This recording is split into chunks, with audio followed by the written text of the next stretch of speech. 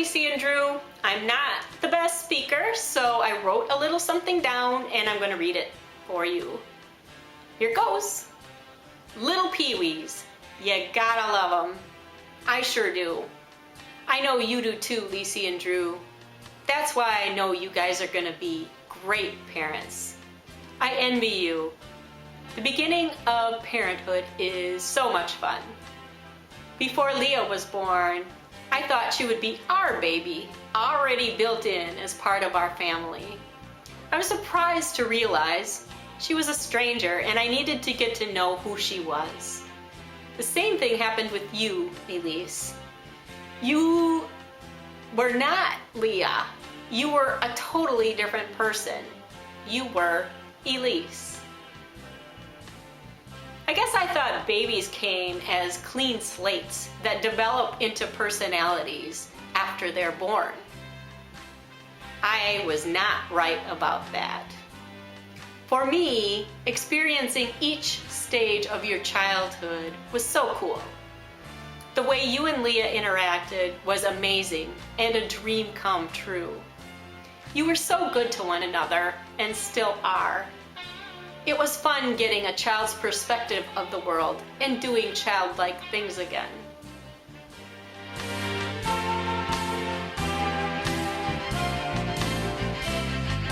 I knew I had to take care of my kids, help them, nurture them, support them.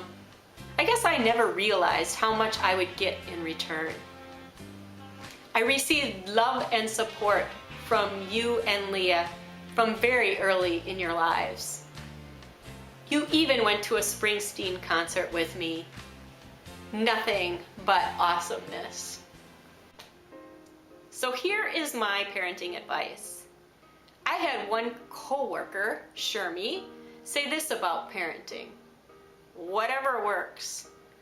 To me, that means every child-parent relationship is different. So be flexible. There are a couple things though that I tried to keep in mind while I was parenting. The cool thing about parenting is you don't have to be perfect parents because so many adults will influence your son. Grandparents, great-grandparents, aunts, uncles, family friends, teachers, coaches, activity leaders, daycare providers, his friends' parents, and many more. Jeff often talked fondly of his step-grandma, so you never know who's going to influence your son. The pressure is off. Although I do have one story for you, Drew. Some older kids told Elise that there was no Santa, and so on the way home, in the car, Elise asked me, "Mom, is there a Santa?" And I at first was like, "Well, Santa lives in your heart," and she wouldn't have any of that, and I knew that I had to, I couldn't lie to that direct question, so I said, "Yes, Lacey, I'm sorry, there is a Santa." And then her deductive reasoning just started kicking in and saying, "What about the Easter Bunny?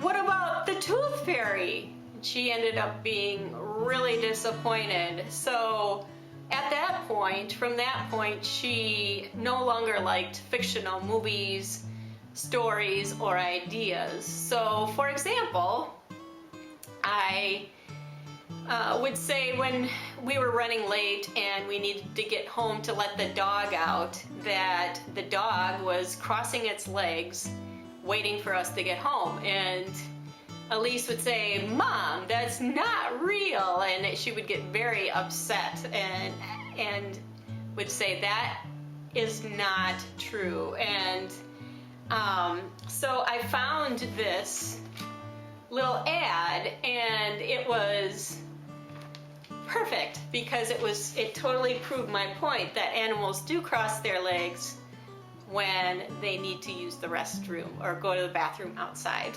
So She was the one actually who put the "not real" post-it note on there, and that was something that hung on our refrigerator for quite a long time. So basically the moral of the story is maybe reading a few parenting texts might not be a bad idea after all. It may be possible that I did cause some permanent psychological damage in the way that I dealt with the Santa thing. So for the most part, when parenting, all you need is love. And I am so excited for you, Lacey and Drew. That little dude is so very lucky. I love you both.